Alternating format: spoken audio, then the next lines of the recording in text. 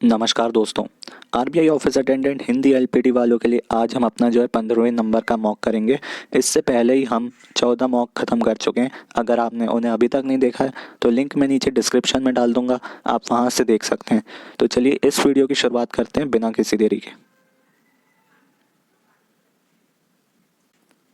तो अब से जो डिक्टेशन होंगे उसमें मैंने थोड़ा बदलाव करने का सोचा है। मैं आपको पहले की तरह शब्द तो बोलूँगा ही, लेकिन आपको जो है उस शब्द का इंग्लिश भी उस हिंदी में जो आप स्पेलिंग लिखेंगे उसके साइड में इंग्लिश में भी उसका अनुवाद लिखना है। तो मैं अब आपको शब्द कहने जाऊँगा, तो आप उसका हिंदी में भी स्पेलिंग लिखिएगा और साइड में ही उसका इंग्लिश में भी ट्रांसलेशन लिखिएगा। तो आधे आधे नंबर होंगे दोनों के, हिंदी वाली स्पेलिंग का आधा नंबर और इंग्लिश वाली स्पेलिंग ट्रांसलेशन का आधा नंबर। तो जिससे आप अपने मार्क्स जो हैं कैलकुलेट करिएगा। तो चलिए शुरू करते हैं। तो अब मैं आपको पांच पांच शब्द कहूँगा, आप उसे अपनी कॉपी पे नोट कर लीजिएगा। फिर मैं उसकी स्पेलिंग बताऊँगा और जिससे आप चेक कर लीजिएगा, और मैं उस साथ ही उसका जो है इंग्लिश में ट्रांसलेशन भी बताऊँगा, तो उसे भी आप चेक कर लीजिएगा। तो चलिए मैं आपको अब शब्द कहने जा रहा हूँ। तो आपका पहला शब्द है शेष। शेष। आपका अगला शब्द है वाणिज्यिक। वाणिज्यिक। आपका अगला शब्द है नवाचार। नवाचार। आपका अगला शब्द है आयोग। आयोग। आपका अगला शब्द है महत्वाकांक्षी। महत्वाकांक्षी। तो चलिए आइए देखते हैं इन शब्दों को हिंदी में कैसे लिखा जाएगा और इंग्लिश में इनको क्या कहेंगे। तो आपका पहला शब्द था शेष। तो शेष कुछ इस प्रकार लिखा जाएगा और इसको इंग्लिश में कहेंगे पेंडिंग। पेंडिंग। तो आप इसका ध्यान रखिएगा। तो चलिए अगला शब्द देखते हैं। अगला शब्द है हमारे पास वाणिज्यिक।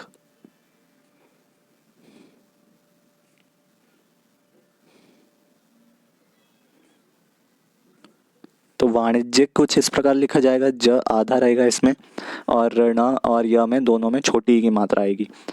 और इसको जो है इंग्लिश में कहते हैं कॉमर्शियल। कॉमर्शियल कहते हैं, वाणिज्य को कॉमर्स कहते हैं और वाणिज्यिक को कॉमर्शियल कहते हैं। तो चलिए अगले शब्द पे चलते हैं। अगला शब्द था हमारे पास नवाचार।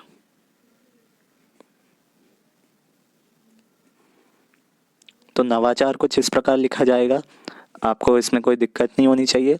और इसका जो इंग्लिश में ट्रांसलेशन बनेगा वो होगा इनोवेशन। इनोवेशन। तो ये होगा नवाचार का इंग्लिश में अनुवाद। तो चलिए अगला शब्द देखते हैं। अगला शब्द है हमारे पास आयोग। आयोग। तो आयोग को अब इंग्लिश में क्या कहेंगे हम? आयोग को इंग्लिश में कहते हैं कमीशन। कमीशन कहते हैं। तो आप ध्यान रखिएगा। चलिए अगले शब्द पे चलते हैं। अगला शब्द है हमारे पास महत्वाकांक्षी।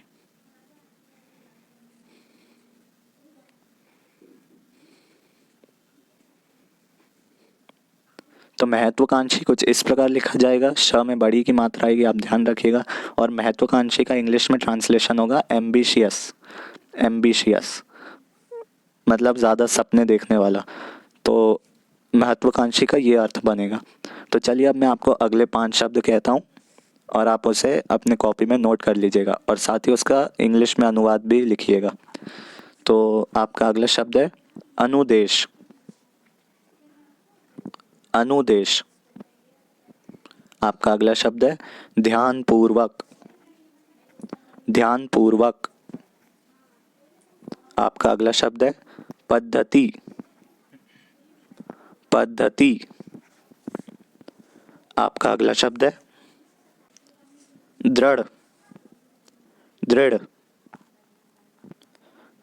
आपका अगला शब्द है परिवर्तन। परिवर्तन। तो चलिए ये थे आपके शब्द। अब मैं आपको बताता हूँ कि इसकी स्पेलिंग कैसे बनेगी। तो हमारा पहला शब्द था अनुदेश।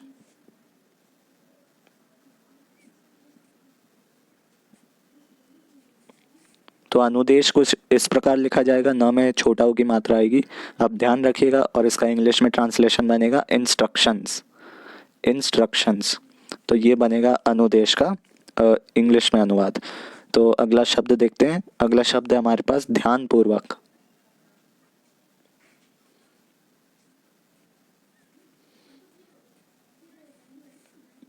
तो ध्यानपूर्वक कुछ इस प्रकार लिखा जाएगा। ध आधा रहेगा, यहाँ पे प में बड़ा ऊ की मात्रा आएगी। तो मुझे उम्मीद है आपने सही लिखा होगा और इसका इंग्लिश में अनुवाद बनेगा केयरफुली। केयरफुल या केयरफुली आप लिख सकते हैं। तो चलिए अगला शब्द देखते हैं। अगला शब्द है हमारे पास पद्धति। पद्धति। तो पद्धति कुछ इस प्रकार लिखा जाएगा। मुझे उम्मीद है आपने सही लिखा होगा। त में छोटी की मात्रा है, इसका ध्यान रखिएगा। और इसका इंग्लिश में अनुवाद क्या होगा? कोई भी मेथड या मेथोडोलॉजी या अप्रोच, तो आप इसको पद्धति का ऐसे इंग्लिश में अनुवाद लिख सकते हैं। तो अगला शब्द देखते हैं। अगला शब्द है हमारे पास दृढ़।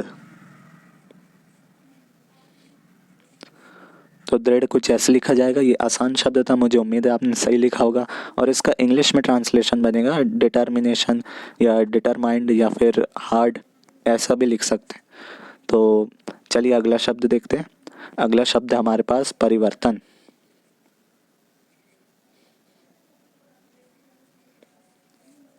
तो परिवर्तन कुछ ऐसे लिखा जाएगा। र में छोटी की मात्रा आएगी, आप ध्यान रखिएगा। और इसका इंग्लिश में अनुवाद बनेगा चेंज। चेंज। तो ये आसान शब्द था, मुझे उम्मीद है आपने सही लिखा होगा।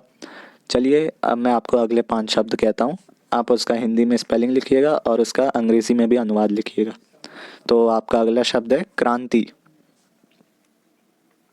क्रांति। आपका अगला शब्द है निहित। निहित। आपका अगला शब्द है दृष्टिकोण। दृष्टिकोण। आपका अगला शब्द है आकांक्षाओं। आकांक्षाओं। और आपका अगला शब्द है अकर्मण्यता। अकर्मण्यता। अकर्मण्यता। तो चलिए देखते हैं इन शब्दों को कैसे लिखा जाएगा। तो आपका पहला शब्द था क्रांति।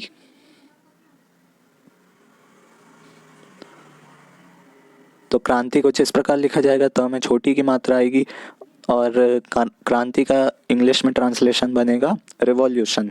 रिवॉल्यूशन बनेगा क्रांति का इंग्लिश में ट्रांसलेशन।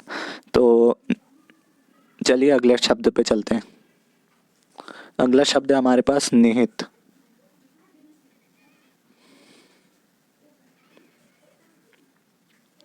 तो निहित कुछ इस प्रकार लिखा जाएगा। न और ह में दोनों में ही छोटी की मात्रा आएगी, आप ध्यान रखिएगा।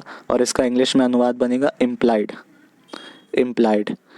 और निहित को हम जनरली किसी जो छुपे हुए मीनिंग है उसके लिए यूज़ करते हैं कि इसका अर्थ ऐसा निहित है, इस कहानी में ऐसा अर्थ, ये सीख निहित है, मतलब इम्प्लाइड है। तो इससे आप कंफ्यूज मत करिएगा। तो चलिए अगला शब्द देखते हैं, दृष्टिकोण।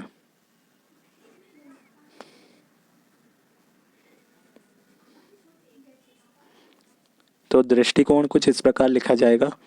यहाँ ट में छोटी की मात्रा आएगी, आप ध्यान रखिएगा। और इसका इंग्लिश में अनुवाद बनेगा पर्सपेक्टिव। पर्सपेक्टिव। तो ये है दृष्टिकोण का इंग्लिश में अनुवाद। तो चलिए अगला शब्द देखते हैं। अगला शब्द है हमारे पास आकांक्षाओं।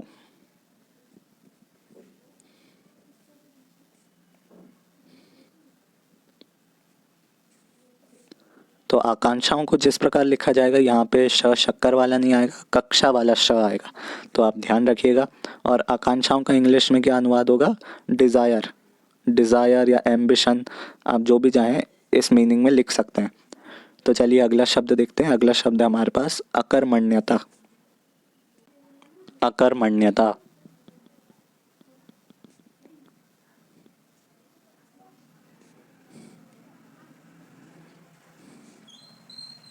तो अकर्मण्यता कुछ इस प्रकार लिखा जाएगा। ण जो है वो आधा रहेगा यहाँ पे, और र एस वाला नहीं लिखा जाएगा, यहाँ पे र का रेक लगेगा। तो अब इसका मीनिंग देखते हैं। तो अकर्मण्यता का मीनिंग जो है वो होता है आलस या ऐसे ही। तो आलस से रिलेटेड जो भी है आप इंग्लिश में लिख सकते हैं। तो क्या होता है आलस का इंग्लिश? आलस का इंग्लिश होता है लेथार्जी। लेथार्जी होता है एक। और भी अगर हाई लेवल के इंग्लिश में जाएं तो इसको इंडोलेंस भी कहते हैं। इंडोलेंस। तो तो इस सेशन में इतना ही। आप अपने मार्क्स ज़रूर कमेंट बॉक्स में बताइएगा आपके कितने बने।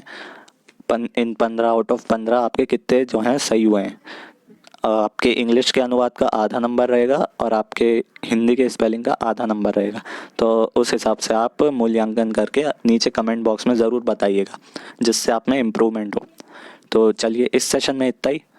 थैंक्स फॉर वॉचिंग, और इसी के साथ ये वीडियो का अंत, and I will see you next time.